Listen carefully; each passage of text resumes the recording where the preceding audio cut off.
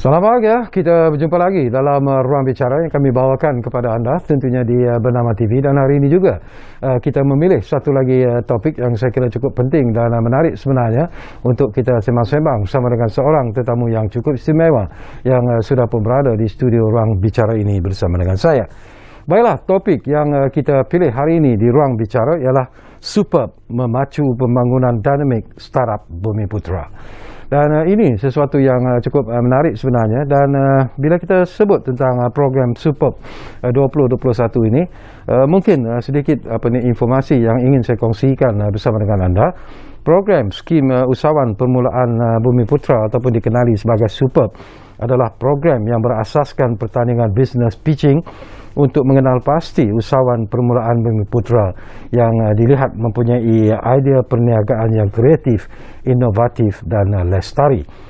Dan sejak dilancarkan pada tahun 2014, Superb telah pun berjaya melahirkan seramai 208 usahawan permulaan Bumiputra dan telah membantu sebenarnya merealisasikan idea perniagaan mereka ke peringkat yang lebih tinggi.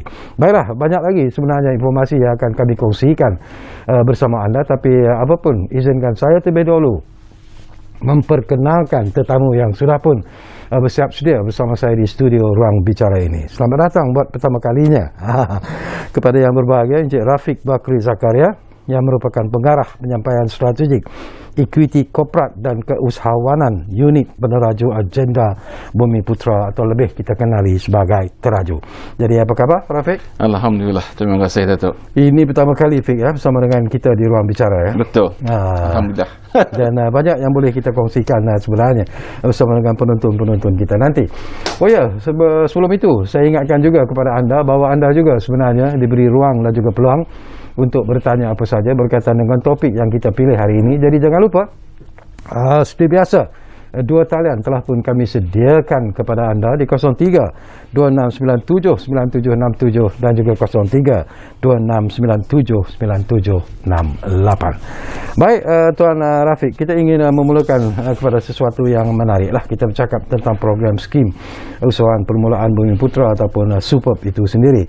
Dan secara ringkas pun kita tahu bahawa ia telah pun dilancarkan pada tahun 2014. Jadi mungkin menarik jugalah untuk kita ketahui daripada Tuan Rafiq sendirilah. Apakah ini sebagai salah satu program ataupun inisiatif kerajaan melalui Teraju untuk membangunkan usahawan permulaan ataupun startup? Sambutan dan juga perkembangan setakat ini Tuan Rafiq bila kita bercakap tentang Superb ini. Okey, terima kasih Datuk. Ya. Seperti Datuk beritahu tadi, Superb ni bermula 2014. Ya. KPI dan objektif utama ketika itu adalah nak perbanyakkan startup Bumiputra. So dengan in relation to NKA lah. Okay. So selepas itu untuk lebih berkembang pada 2017 KPI dan objektif berubah. Di mana kita nak lebih membangunkan growth kepada Bumiputra startup ini. So kita fokus kebanyakan commercialization untuk produk-produk ini. Lepas itu tahun 2020 pula lagi kita make changes sebab kita always about growing, about improving how we do things. So as my CEO suka kata, Teraju 2.0. So kita di situ kami fokus on commercialization juga, dan juga fokus pada sektor tertentu, dan in relation kepada kita punya TPB 2030. TPB 2030 tindakan pembangunan Bumiputra 2030. Kita punya 10 years plan. Okay. Sebab untuk create more daya saing startup Bumiputra. So untuk Superb 2021 dan sebelum ni, ia berasaskan kepada business pitching. Kita fokus kepada untuk commercialization, di mana grant sebanyak 500,000 dan ideation sebanyak 100,000. Kita buka kepada umur 21-40 tahun. Dan syarikat tidak melebihi 3 tahun sebab there's a definition of startup lah. Untuk Superb 2021 sebanyak 800 pemohon yang kami terima. Di mana dan kita first process kita filter di peringkat semi-final 150 syarikat. Kemudian di final 60 syarikat. Kita fokus kepada berdaya tahan dan berdaya saing, terutama yang boleh kita bawa ke global. So bukan untuk tempatan sahaja. So kita fokus again bila untuk sektor 7 key economic growth areas dan 3 beta. Beta tu high potential growth, contohnya macam aerospace. So dan KEGA tu kita lihat kepada digital economy, halal, pembuatan, pelancongan, pertanian. Semua sektor kita tengok yang berpotensi untuk growth. Ya, saya tertarik hati bila Datuk sebut tentang apa ni, ataupun Tuan sebut tentang Superb 2021 itu. Dan kami difahamkan bahawa program ini bermula pada bulan September tahun lepas. Betul. Dan menyaksikan perjalanan startup Bumiputra ini mengikuti pengisian latihan internet, apa yang disebut sebagai accelerator. Betul ya? Betul. Dan mereka bertanding dalam sesi pitching di hadapan para juri dan juga berakhir di sisi pengiktirafan pemenang Superb 2021 pada awal bulan ini. Mungkin kita boleh kongsikan sedikit sebanyak tentang sesi pengiktirafan ini, Tuan. Terima kasih. Sebab kita kena ikut SOP COVID-19. Betul. So dan juga sebab awal bulan ni pasal banjir besar di Malaysia. So kami membuat secara dalam talian. Okay. Sebab kita ada peserta daripada Sabah, Sarawak. So nak suruh dia datang ni sukar sikit. Okay. So kita buat talian secara talian. Okay. Tapi kita ada menjemput menteri saya, YB Datuk Dr. Haji Abdul Latif Ahmad, menteri di Jabatan Perdana Menteri tugas-tugas khas. Supaya dia dapat bermesra, beramah mesra dengan peserta. Dia peserta dapat mendengar amanat daripada YB dan juga bertukar pandangan. So at least tak boleh face to face, online. Ini visual yang kita lihat sekarang ni, Tuan, inilah dia apa yang sedang berlangsung ketika itu agaknya melalui apa yang kita panggil ni business pitching. Ketika business pitching yang kita buat di Kuala Lumpur. And dia punya judges pun kita panggil industry players.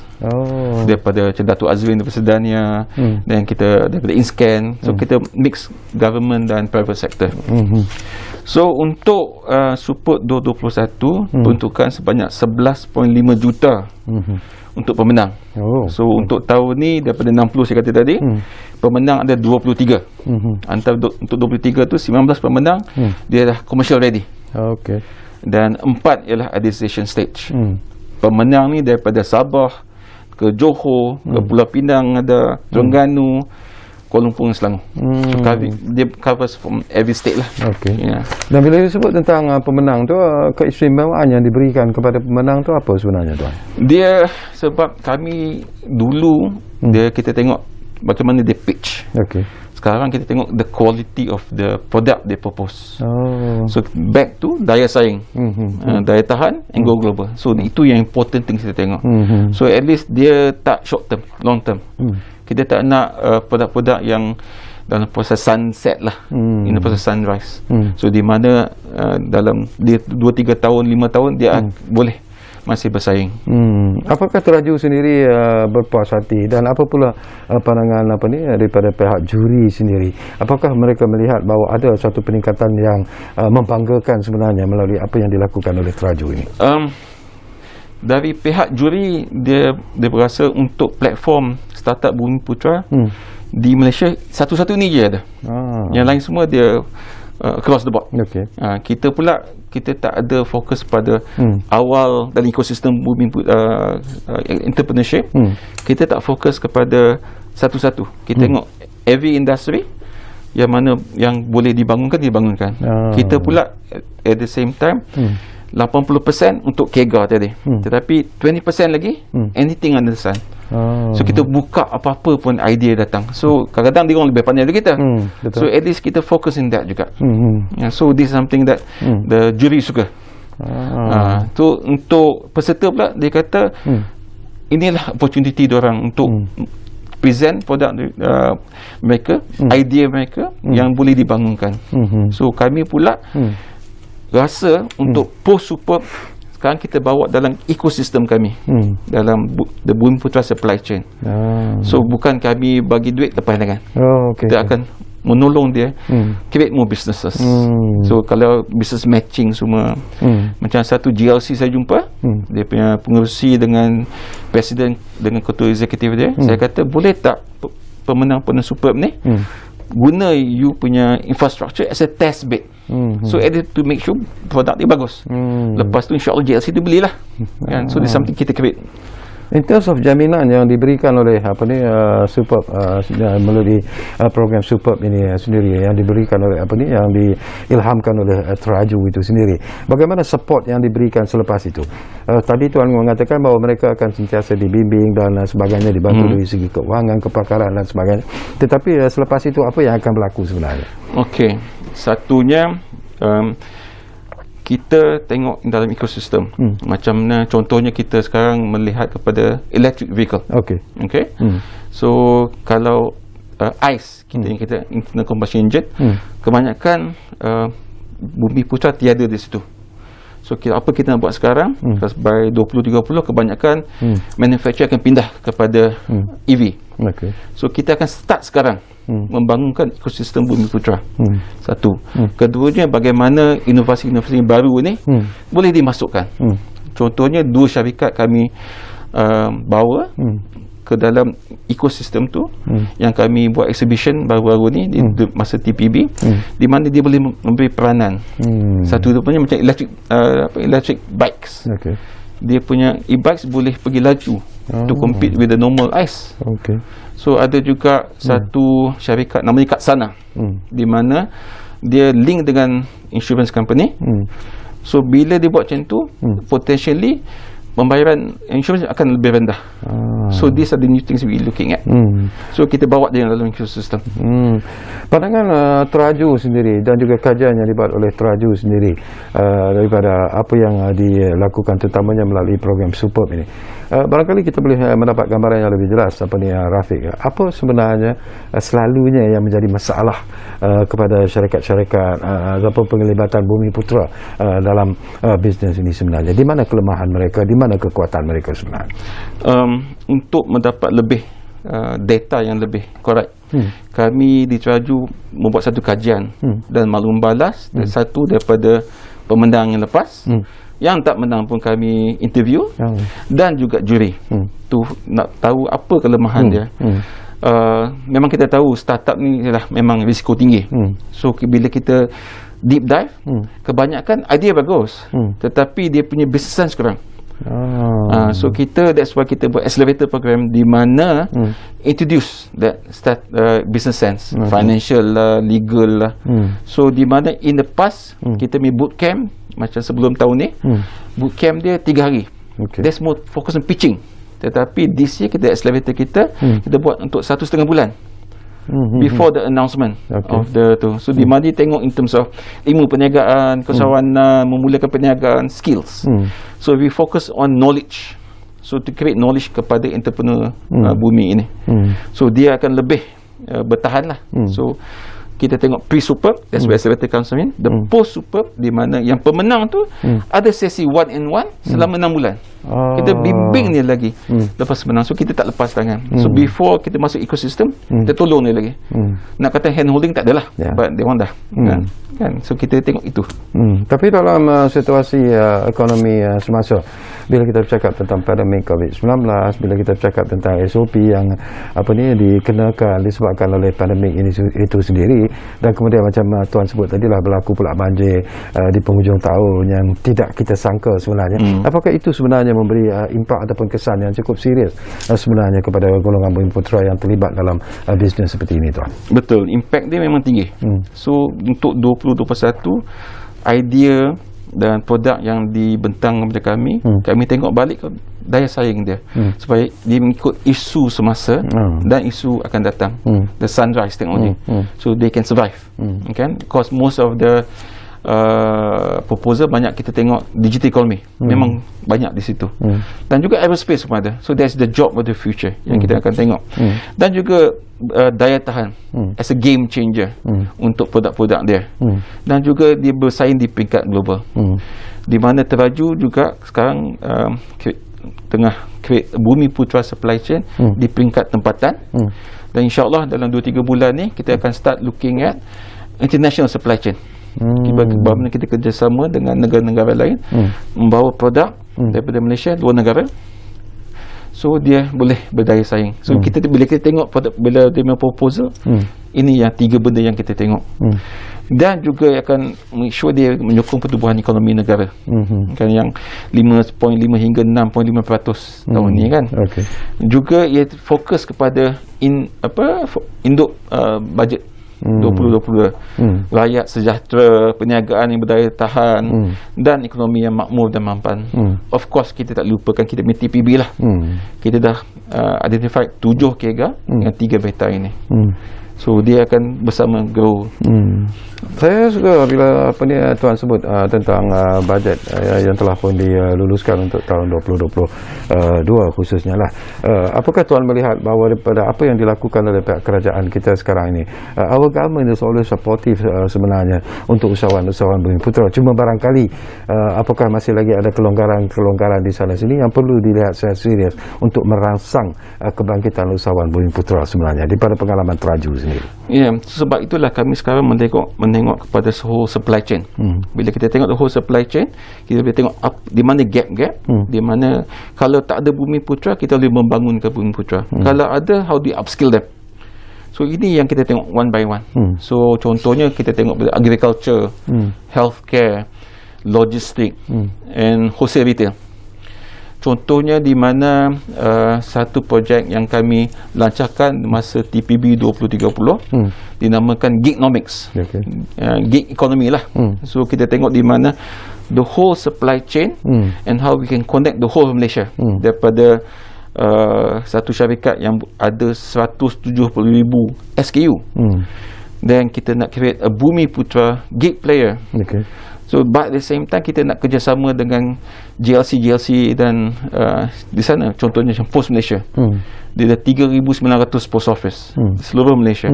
So they can become the decentralized distribution. Dan kita juga bekerjasama dengan Petronas Dagangan, Mesramat, di mana kita sign MOU dengan Petronas Dagangan, membawa Mesramat keluar dari petrol station untuk bersaing dengan Family Mart contohnya. So di mana kita ada all the SKUs, dia boleh hantar online via the Bumiputera Gig.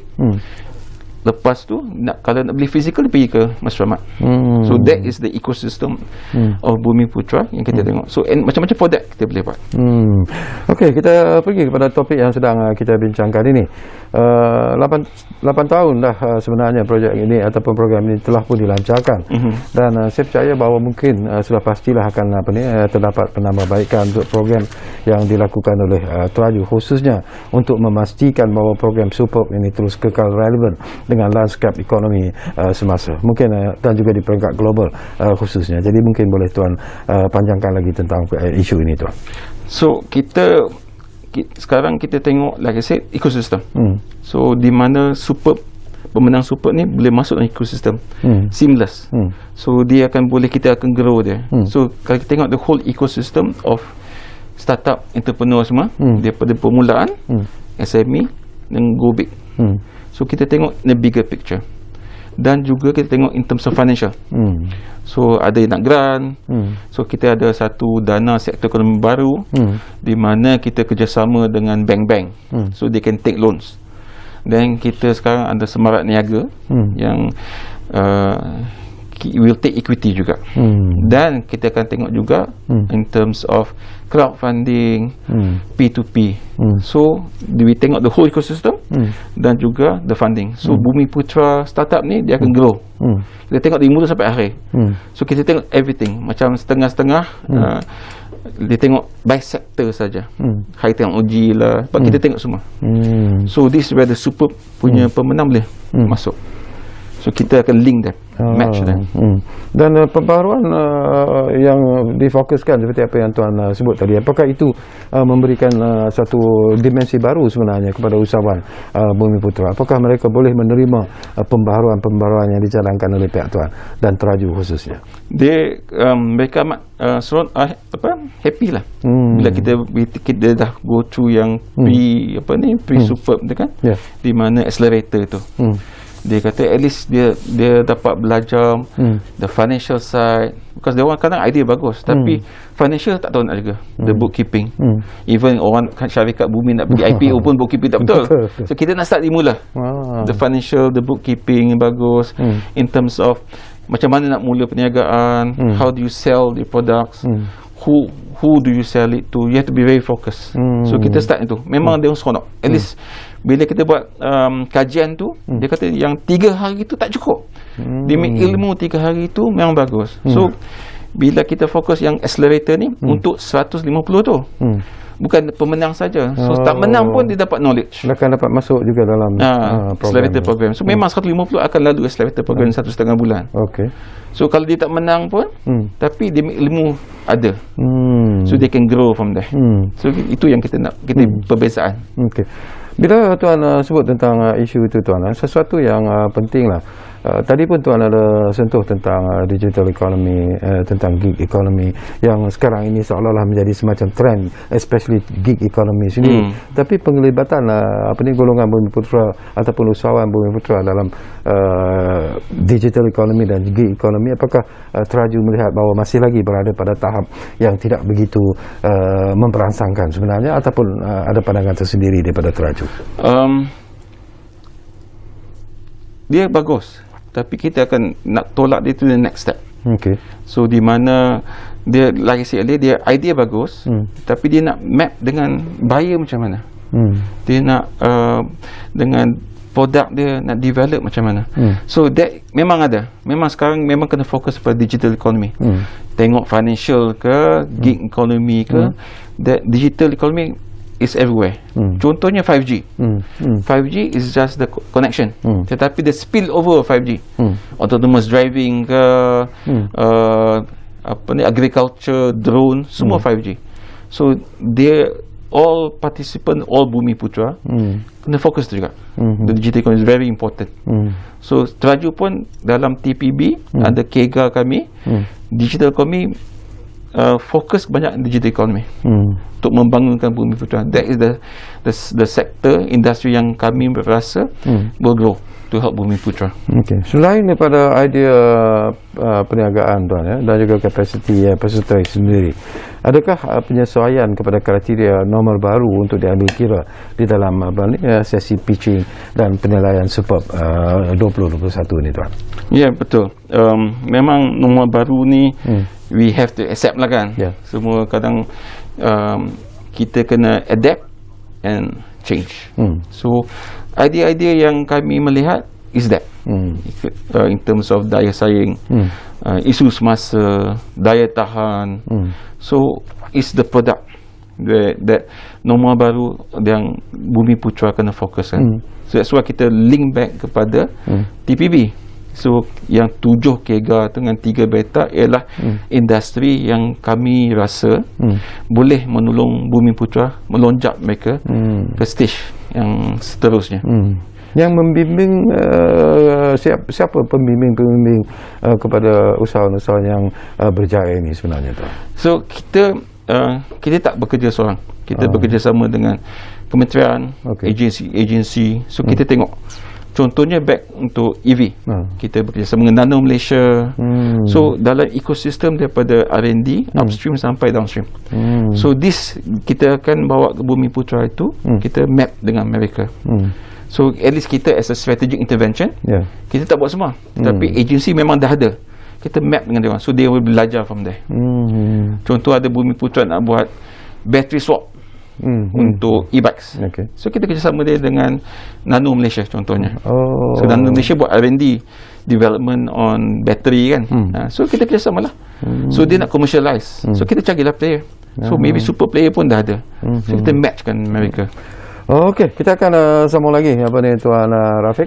Tapi seperti biasalah, kita diarah untuk berehat dulu buat seketika. Sekurang-kurangnya kita ada ruang untuk minum buat seketika, membasah tekak kata orang.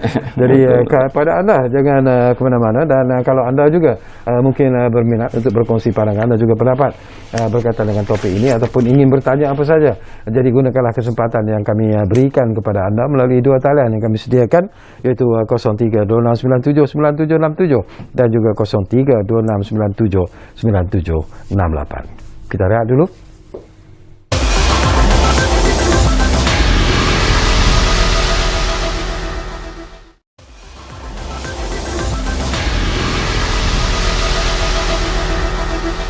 Baiklah, kita kembali semula ke ruang bicara di Bernama TV ini. Masih lagi bercakap tentang Superb memacu pembangunan dinamik startup Bumiputra.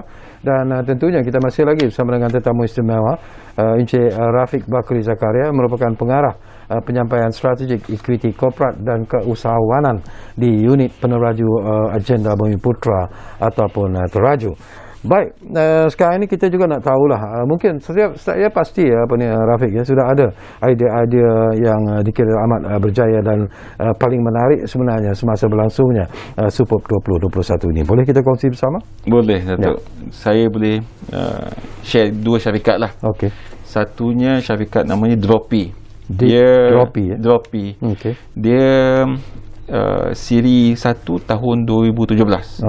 Okey, di mana ialah selalu platform e-dagang. B2B. Okey, masa dia datang kat kami 2017 tu, dia punya syarikat 5 orang je. Sekarang dah dekat 200. Wow. Dan dia punya, because dia B2B kan, dia main trade berjumlah tahun lepas dah tak sampai 2 bilion. So dia berkembang besar. Menang anugerah ASEAN Rice Bowl Startup 2018, 100 to watch oleh Forbes Asia. Memang dia akan berkembang lagi. So saya dengar dia punya evaluation is going to be tinggi juga. Kata about 70 million USD. Saya dengar lah. Dan juga dia dia yang saya kata tadi, yang ada 170,000 SKU dalam dia punya e-dagang. So dia berkembang, dia kecil. Dengan fund yang dia dapat dari kami, is a stepping stone to grow bigger and bigger. So insyaAllah, Alhamdulillah. Keduanya MoveBee. Dia MoveBee adalah satu platform kongsi kereta peer to peer. Dia pun dah tahun 2017. So bila kita kan tadi saya cakap dia dah 2017 kita commercialize. So dua syarikat ni one of the two good ones lah. Sekarang dia dah 2,500 kereta. Wow. Dan lebih jam sewaan 250,000 jam sewaan. So orang tak dengar about is there. Yang bagusnya dia sekarang di 8 buah masyarakat Bumiputra. Bumiputra. So 8 buah negeri di sekarang ni dia punya presence. Dan di Indonesia. So this is part going global. Memang slow sikit lah pasal 2021. Sebab dia 3 tahun dia dah berkembang sebanyak ni. Alhamdulillah. So di mana dia juga dia partner dengan syarikat Unicorn, Traveloka. So ni yang kami menolong dia as a stepping stone untuk syarikat-syarikat Bumiputra. Adakah startup ini tuan yakinlah daripada apa yang tuan sebut tadi, untuk mencapai ataupun menjadi satu syarikat unicorn, apa yang diperlukan sebenarnya? Itu yang kami tengah develop. Kita tengok back to the ecosystem.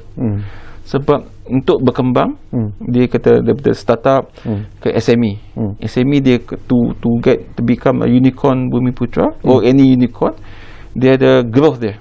Kita tengok dia growth in terms of projects, as well masuk dalam supply chain, dia punya local revenue, international revenue. So kita tengok semua. That's why kita ada ikut the whole ecosystem. So bila dia grow macam tu, then they get first round investment, second investment. Di mana kita pun kalau untuk menolong startup, that's why Semarak Niaga comes in. Di mana kita boleh menolong, because Semarak Niaga adalah untuk post COVID. Menolong syarikat, especially Bumiputra.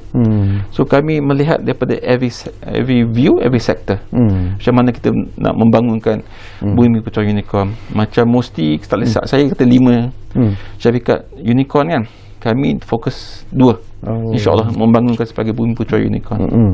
Okey, kita tahu bahawa sebenarnya di kalangan usahawan-usahawan Bumiputra itu ada bakat-bakat yang mungkin tidak dapat ditonjolkan oleh sebab-sebab tertentu, tetapi dengan adanya Teraju, dengan adanya program Superb ini sendiri, apakah tuan merasa yakin bahawa sebenarnya bakat-bakat yang selama ini mungkin tidak dapat ditonjolkan itu boleh sebenarnya ditonjolkan dan akhirnya boleh berjaya dalam bisnes ataupun dalam sebagai usahawan yang berjaya sebenarnya? Boleh.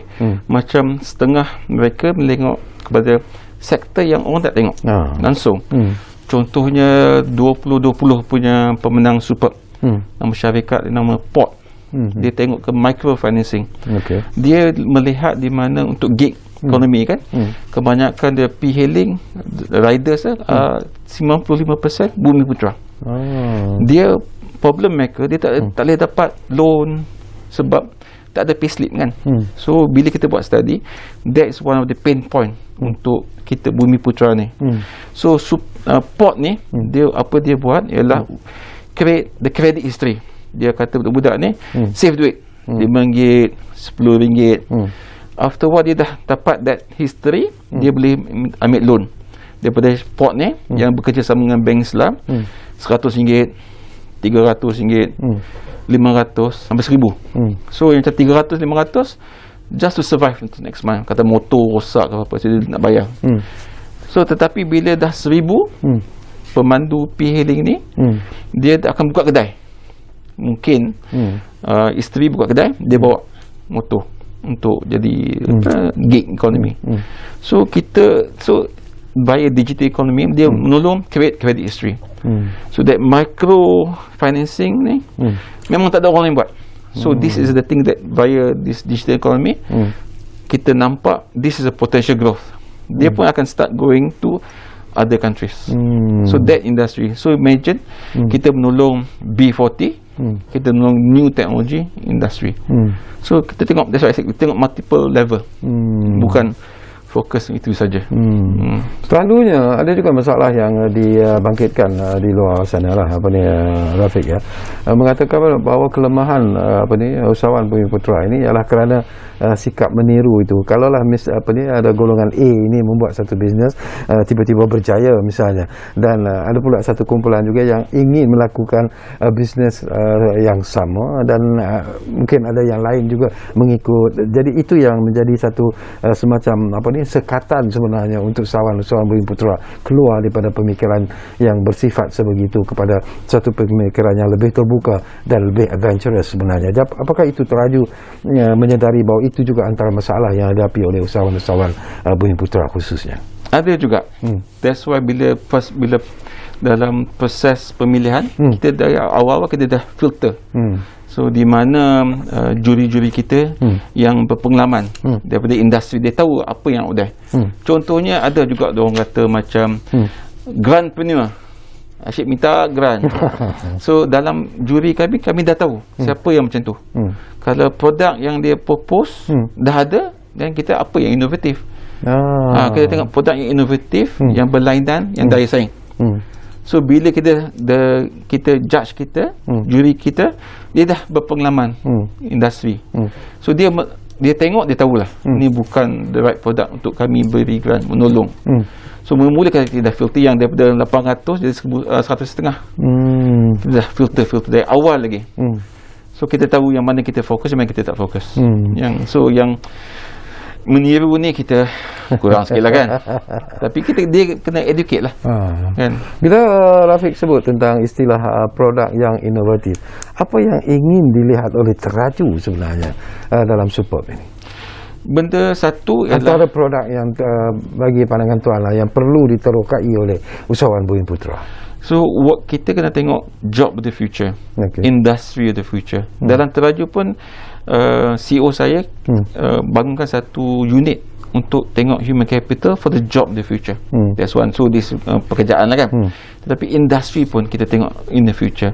Macam beta kami melihat kepada industri yang boleh melonjakkan Bumiputra di luar sana.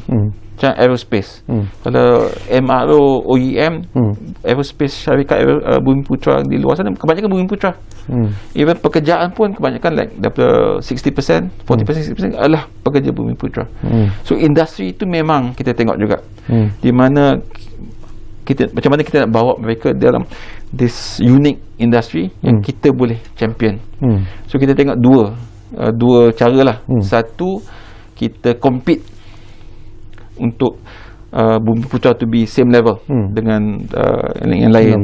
Yang kedua, kita boleh jadi champion. So kita tengok dua-dua sekali. Macam aerospace kita boleh champion.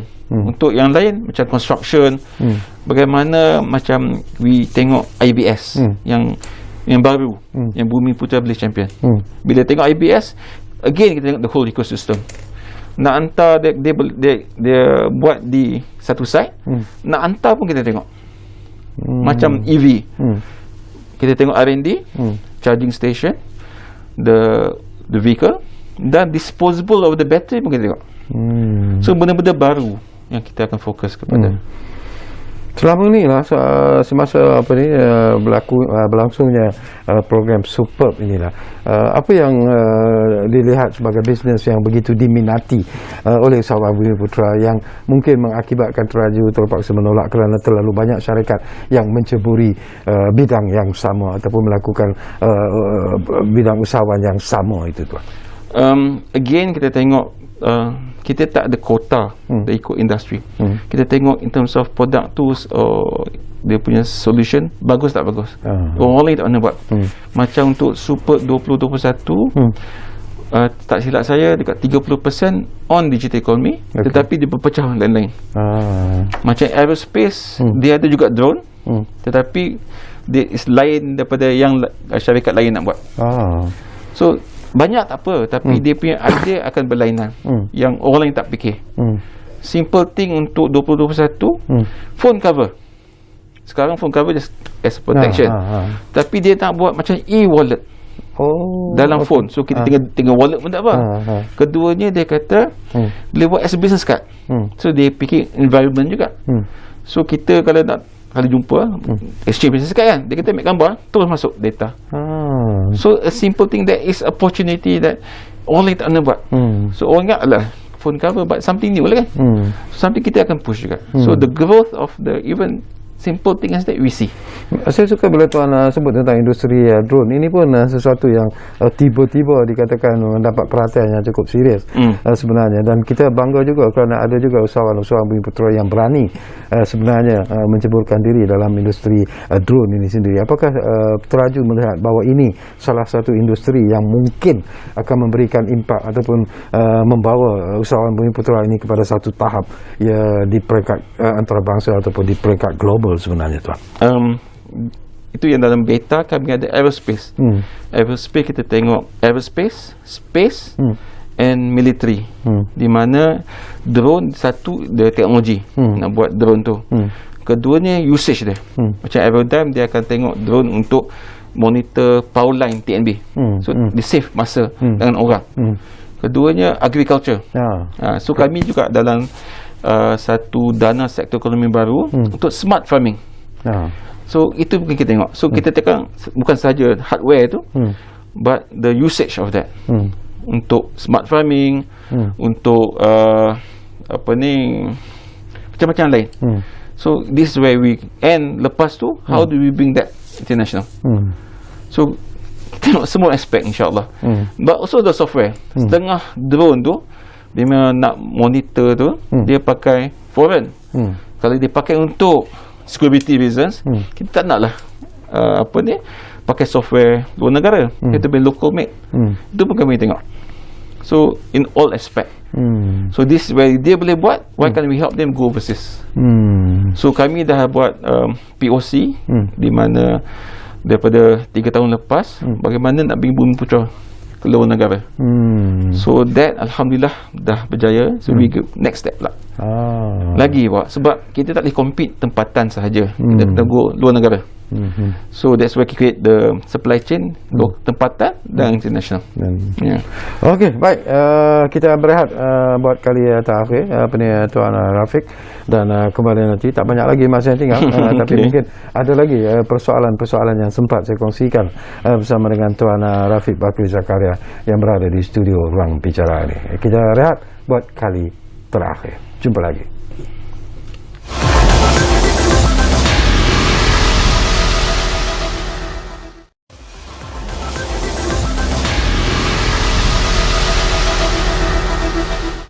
Baiklah, terima kasih kalau anda masih lagi bersama kami di Ruang Bicara bernama TV ini, dan kita masih lagi bercakap tentang Superb memacu pembangunan dynamic startup Bumi Putra, dan kita hampir-hampir di penghujung sebenarnya. Baik, Tuan Rafiq, sesuatu yang penting juga untuk kita kongsi bersama Ada juga pandangan dan pendapat yang mengatakan bahawa apakah teraju hanya akan menumpukan kepada level startup sahaja, kerana mungkin lebih baiklah ataupun lebih efektif dan lebih berkesan sebenarnya kalau teraju sendiri boleh membawa kepada level yang lebih tinggi bersifat makro misalnya. Jadi apakah itu sebenarnya sudah ada dalam perancangan atau sudah pun dilakukan oleh teraju sendiri, Tuan? Kami telah lakukan. So kami melihat kepada seluruh ekosistem entrepreneur Bumiputera. Superb ni melihat kepada startup. Satu program yang kami bangunkan sejak 2014.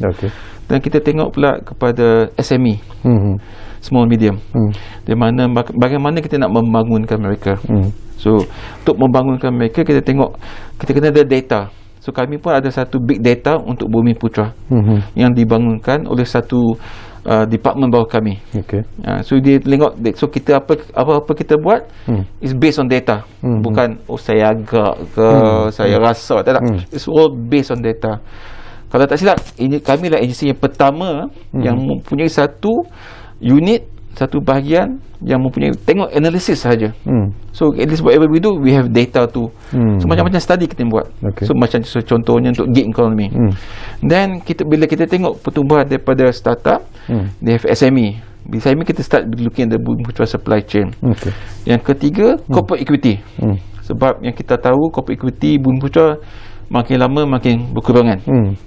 So kita tengok tu juga. So bagaimana kita nak tengok menaikkan corporate equity Bumiputera yang di apa ni, semasa RMK 12, yang mana Perdana Menteri Malaysia, yang satu ialah equity safety net, di mana kita nak melihat program untuk to maintain ataupun meningkatkan corporate equity Bumiputera. So kita akan bekerjasama dengan agensi bermandat Bumiputera, dan insyaAllah kemudian hari tengok kepada GLC dan GLC GLIC juga. So di mana kita nak increase the corporate equity of Bumiputera via going IPO ke, via go international, dan program-program macam carved out and compete, di mana kita tengok mega project, kita carved out certain portion of the project tu, kita reserve untuk Bumiputera. Tetapi kami tak bagi satu syarikat, kita bagi jemput, the main con akan jemput Bumiputera to compete untuk project tu. So to be level playing field. So kita tak tengok lah bagi satu-satu, no, we don't do that. Kita bagi compete so they can grow, so they can compete. So kita ada look, kita tengok industry sustainable mobility, untuk EV, rail, these are opportunity yang kita tengok. Dan juga as dia grow, industri kita tengok. The second part, kita tengok dana. So Superb is grant. Untuk dana sektor ekonomi baru, kita tengok, kita kerjasama dengan bank-bank. Contohnya bank, SME bank. Kita tengok tu wholesale retail, where dia ada 100 million worth of loan facilities untuk entrepreneur. Dan bank muamalat untuk healthcare. So dia ada loan. So Bumiputera boleh take loan.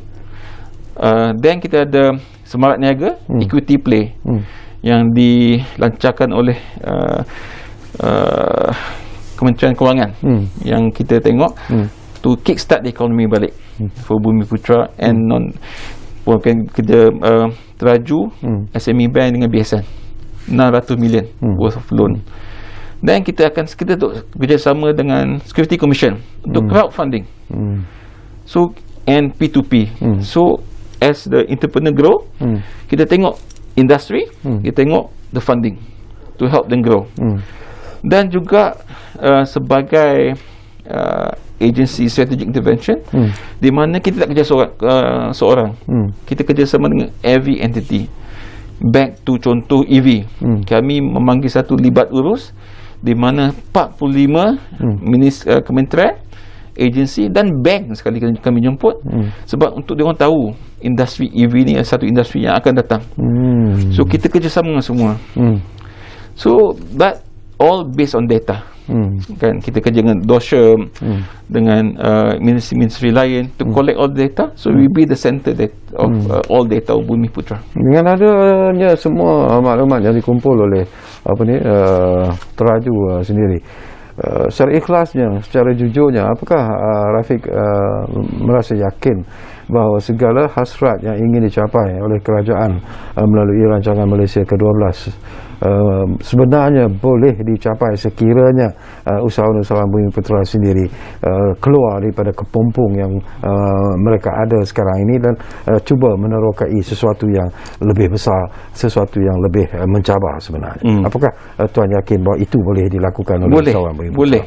Sebagai teraju, sebagai agensi menolong Bumiputera, di mana kita tengok semua sektor yang cover kita punya TPB, kita map it back to RMK tu dengan wawasan kemakmuran bersama. So kita buat semua ni bukan kita buat short sendiri. Kita akan tengok balik program-program kerajaan seperti RMK 12 dan seterusnya. So bila dah tahu program yang dibangun oleh kerajaan, kita ada syarikat bawah kita, belakang kita, di mana dia boleh buat kerja-kerja ni. Setengah syarikat Bumiputera boleh buat, tapi dia tak ada opportunity. So kita tolongkan. A simple thing as ayam. Kan industri tu monopoli, bukan Bumiputera. Bagaimana kita nak bangunkan lagi? So ada Bumiputera di sana. So inilah contoh-contoh yang kita tengok sektor daripada burger lah contohnya ke aerospace. So berbagai sektor, tapi kita fokus yang mana yang boleh buat. Ya, so kita dah buat sendirilah. Kita kerjasama dengan kementerian, dengan agensi semua. Okey. Baik, kita di penghujung sebenarnya Tuan Rafiq, tinggal lebih kurang masa 2 minit saja lagi. Jadi saya beri peluang kepada Tuan untuk menyatakan harapan Tuan Rafiq sendirilah, terutamanya bila kita bercakap tentang pembangunan startup Bumiputera yang ingin sebenarnya teraju lihat ianya bukan satu impian, tetapi impian yang boleh diterjemahkan menjadi kenyataan. Silakan Tuan. Saya berharap, yang teraju berharap, startup ni adalah satu risiko tinggi. So dengan niat dia kena bagus. Sebab nak bermula memang susah. So memang halangan-halangan yang akan dilalui, dihadapi. So saya minta Bumiputera ni jangan give up. Dengan sepenuh hati dah your product is good, push for it, and insyaAllah teraju akan menolong for you to go to the next step. So kita akan menolong whatever, where and how we can. Itulah kami sebab jangan give up. Lebih banyak Bumiputera entrepreneur startup, dia akan jadi SME, dia akan jadi lebih besar. Dan program Superb ini akan diteruskan step. InsyaAllah. Baik, terima kasih banyak-banyak kepada Tuan Rafiq Bakri Zakaria kerana sudi bersama dengan kita, dan kita harap apa yang disebut oleh Rafiq ini akan dimanfaatkan oleh golongan terutamanya usahawan Bumiputera sendiri, dan ini antara jalan yang harus anda lalui, satu jalan yang telah pun tersedia sebenarnya dan terpulanglah kepada usahawan-usahawan Bumiputera sendiri untuk menyahut cabaran seperti apa yang disebut oleh Tuan Rafiq Bakri Zakaria sebentar tadi. Apapun, terima kasih kepada anda yang menumpukan perhatian bersama kami di Ruang Bicara ini, dan jangan lupa yang selalu kami janjikan kepada anda, Ruang Bicara akan terus berbicara bersama anda dari masa ke semasa. Kita jumpa lagi. Terima kasih.